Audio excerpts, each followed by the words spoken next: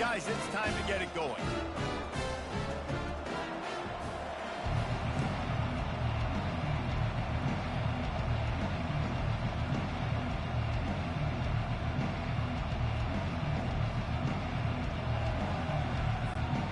The Buffaloes will put total leather and will get started.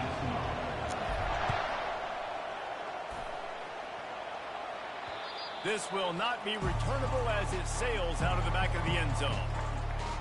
So LSU's offense will get the first crack at it here. And here's the man they rally around, and he has earned that type of respect, David. You dang right. You earn it by doing it, and he's done it at such a high level. Everyone believes in this young man, and Palmer, there's a reason why.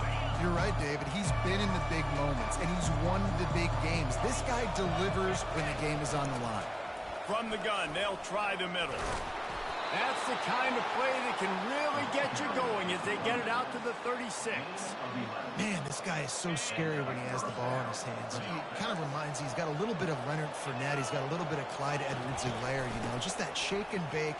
When they get in the second level, DBs just don't seem to know how to tackle this guy. You don't want to submarine. He might hurtle over you, but if you don't go in with conviction, and he's got the speed to get outside and take it the distance, this dude just makes your heart stop every time he has the ball.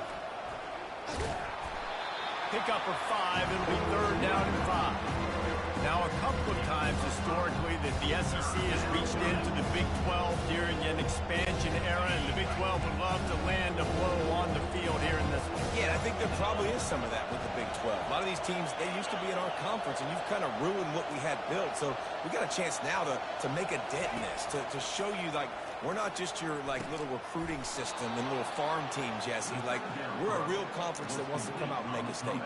I agree, David. I think the Big 12 throughout the years here recently has done a good job reloading and bringing in good quality programs with a lot of talented football players and those wide open, up-tempo, high-scoring offenses that can give any SEC defense problems.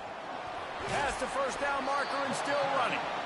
And after a nice gain, the runner just scoots out of bounds. I think it's really important for this offense. They get this guy going early in the game, and they're doing a nice job of that right now. Remember, he's the kind of running back who gets better as the game goes on. That's a really good omen for this offense, considering his success now early. He is like a loose boulder just rolling to the 32. Just a simple power play. Again, not sexy, run the ball up the middle, physicality, offensive line gets to assert themselves, run block, which they love to do. This pays dividends down the road. Well, it's a nice job by the quarterback getting the ball out of his hands quickly on that RPO. He saw something he liked, just not on the same page with his receiver. Here comes the 7th play of this opening drive. They've moved it well, but now facing 3rd down. A quick completion to the left, looking for the first down. Finally run out of bounds, but he has this offense rolling with a first down. You can work your way down the field with these wide receiver screens, but also look for the opportunity to turn them into chunk plays later. No doubt, you throw it quickly. You get it to him now. DB comes up, has to make a tackle. Now you fake it maybe a little. A shot toward the end zone. And it's caught. Touchdown, Tigers. They strike first, and that opening drive of the season could not have gone better. Well, you know, this offensive coordinator scripts his opening 10, 15 plays, and he didn't even need that. They went 9 plays and scored a touchdown. Everything working perfectly. They look like a well-oiled machine early in this game offensively. From inside the 15, chance for a good return. Not a lot of space to be found. Good hustle by the coverage team, and they stop him at the 21. So Colorado's offense will have its first possession of the game. As we take a look at our impact players for this game, David, what do you look for to make an impact from your leaders?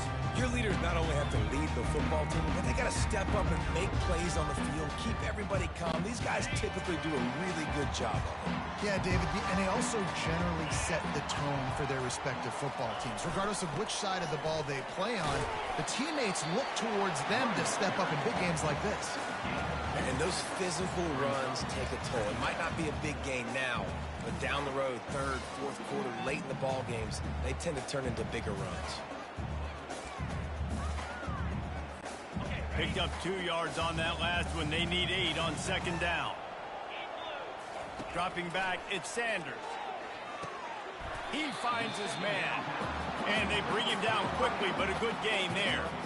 It's definitely the wide receiver's job to create space, right? So whether you're running a go or you're running a hitch like this right here, I got to find a way to push off legally or just create a little bit of space to get some positive yards. Trying to pick it up on the ground. It's a game of first downs, and they've got one out to their own 37. Hard to imagine this is only their first drive of the game, but their defense was on the field for virtually an entire quarter. So, guys, there's a lot of pressure on this offense here to convert this third down so their defense can stay on the sideline and get their win back. Nice, solid form tackle from this sophomore.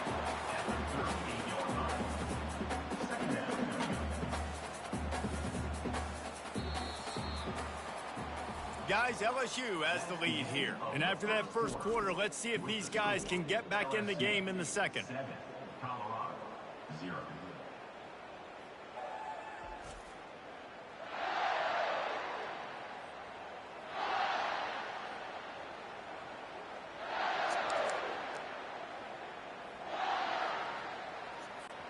We'll start the quarter offense, about to snap it on second down. The give to the back. A confident, tough, efficient run gets it up to the 44. Listen, you got to be able to know what play to call and what hole to go through. Like the line blocks for a certain hole. Good job getting through the hole, getting what was blocked, getting a nice positive gain, making your situation really good on the next down. They'll try to pick it up on the ground. They thought they could just run it on third and short, but this defense was there to make the stop. Defense is about firing off, hitting the offensive guys, and staying in your gaps. Everybody knowing where they're supposed to be. You could tell the defense, everyone was right where they're supposed to be, nowhere to run.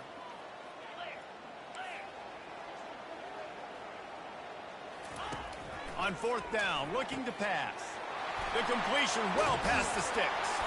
And they finally get him to the ground. An easy conversion for this offense. Defense not exactly the perfect fourth down call there. He's not the biggest guy in the world, but on big moments, big fourth downs, they look for him. And those guys are so hard to get your hands on. Like, you want to come up and jam them. You know the ball's going to come out pretty quickly, but he does a great job winning at the line of scrimmage. QB and him, same page. Fourth down, no problem. That's caught. It's Hayden. This defense is going to have to be careful. Not only do they have to worry about this guy running the football, but they've got to keep their eye on him when he runs routes, too. He is a versatile back. That completion leaves us with second and medium. On the ground, it's Hayden. He's knocked down in the backfield. He'll lose a couple. That play had zero shot. They got to do a better job up front, creating some running lanes. The running back, before he could go anywhere, getting tackled, nowhere to go. Trying to move the sticks on third down through the air. Gets it out quickly. And the defense able to drag him down, but not before. They'll recycle that down marker. Man, I love on third down when I know I have a running back that can beat guys. Whether you want to cover me with a linebacker or a safety, I can run an angle route, and I can have success because my quarterback knows exactly when he's going to break, and that defense is not going to beat my running back. Well, that just shows you how much this quarterback trusts his baller wide receiver. He was double covered on that play, and still the QB tried to force it over to him. On the run, it's Sanders. Into double coverage, and it's intercepted. And they'll drag him down after a good return on the interception. That is one the quarterback is going to want to have back. It's touchdowns or it's checkdowns once you get down to the red zone. You can't get too aggressive and greedy trying to fit the football into small windows, and as a result, fires into traffic, and it's picked off. He'll try to take it back. And it's going to be a pick six. Touchdown, Bucks! This time it's the defense finding ways to put points on the board. There is nothing better than being a defender. Seeing that ball in the end zone, your eyes get big as saucers. Go, jump on that puppy, secure it, get you a touchdown. Now they'll line up for what they hope is automatic. Right down the boulevard. got the late touchdown on the board, now about to kick it away and hoping the defense can keep them from answering. Looking for an alley from inside his own 10. He was hoping for something a little more dynamic, but they get him on the ground.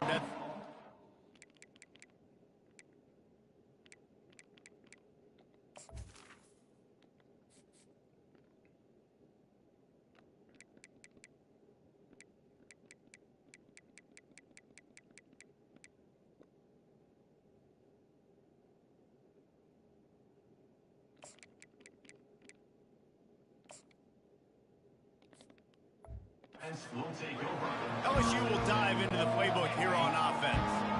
The big thing now, don't get rattled by that last pick six, David. Nah, it was a big mistake. Obviously, the defense took advantage of it, but you got it. And that defense gets to him, and down he goes at the 9. Timeout called here by the defense. It's their first of the half. Man, a lot of coaches talk about starting the drive positive and a first play that can get you going. The QB just kept backing up and going backwards, and that is not the start to the drive they were looking for. Quickly complete. They make the stop, but not before he takes a chunk out of what they need to move the sticks. Defense calls a quick timeout there, perhaps a little confusion about what call they were in. 3rd and 10, still backed up inside their own 20. This drive hasn't really gotten started. Power football with the run. Strong running there. Going to pick up 7 yards on the play, but they still have a 4th and 3.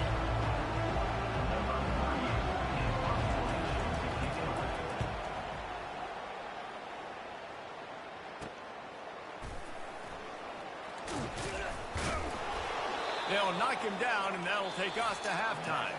We've played 2 quarters here. Time to go to Kevin Connors in our halftime update. Thanks, guys. A first half that saw a little bit of everything there in Boulder. And a compelling first half for a variety of reasons. Yes, there's a substantial lead to talk about, but I think it all starts with this defense that has more than made its share of big plays. If things keep trending in this direction, you can bet a ton of those backs and receivers are going to spend a lot of time in ice baths before the end of the day.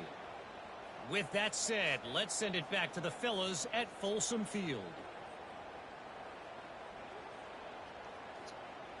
All right, Kevin, about ready to get things cranked back up here. LSU will put foot to leather to start the second half. It bounds through the back of the end zone, and it'll be a touchback. Colorado has the ball back, and the Buffaloes hoping to put their team in prime position on offense.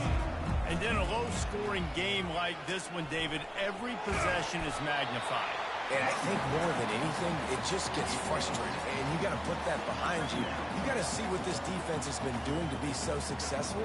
Palmer, now use it against them. Yeah, David, I think for a play caller, this is tough, right? It's like you have to get the perfect play on just to get a first down. In these types of games, I think you're just trying to get guys out in space, see if the dude can break a tackle. Maybe that generates an explosive play, and it breaks this trend. And listen, the offensive line has to do their job, but a really good job by the running back, understanding where his hole is. Go hit it, get the first down, don't mess around. Nice job following his hole, getting positive yards. They'll snap it from the 39, 1st and 10. Quarterback checking the play. Scanning the field, it's Sanders. Unloads to the wideout. Off the deflection, missed a great chance to force the turnover. Instead, it'll be second down. I know you want to go to this guy because he's made so many plays for you, but when he's doubled, surely somebody else has a much easier play to make. And it might not be the stud that he is, right? Like, I might not find another guy that's a baller like him, that's a playmaker, but now I got one-on-one matchups elsewhere that I got to go take advantage of. If they're going to double cover him, I'm going to take advantage of some matchups somewhere else. They line up, and it is a long way to the sticks from here. On 3rd down, he drops to, and that ball is picked off. Even with minimal gain on the return there, working with a short field from the 36. And that's just excellent coverage. Man, cover one, nowhere to throw the football. Look at everybody playing man across the board, and you still got the safety in the middle of the field. Nobody open, and if I'm the QB, man, I don't need to force it. I don't force it into tight windows if it's not there. He throws it, unfortunately, gets the interception. Bad decision by the QB there. 6-yard pickup on first down, leaves them with 2nd and 4. Now the play fake. Fires to the middle. It's caught. He found his man and zipped it in there, and they've got a first down in the red zone at the 11. And I love the awareness by the wide receiver on that play because I'm not sure that route was supposed to be that deep. You got to wonder if the receiver decided maybe to adjust the route a little bit to make sure that he got the first down. Makes the catch. That completion will take it inside the 4, and the offense is threatening. Going to work in the red zone. They can't pick up the first down without getting it into the end zone. Handoff from the gun. He works his way all the way down to the 3, and the defense is reeling. The terrain gets rough this deep in the red zone. 3rd down. They can't pick up the first without scoring. They'll try to run for it. He'll be stopped just short of the end zone, but they'll have it 1st and goal. The Tigers have this offense rolling. Yeah, nice job dialing up that short yardage situation play call there, David. Touchdown LSU! And with that one, they jump on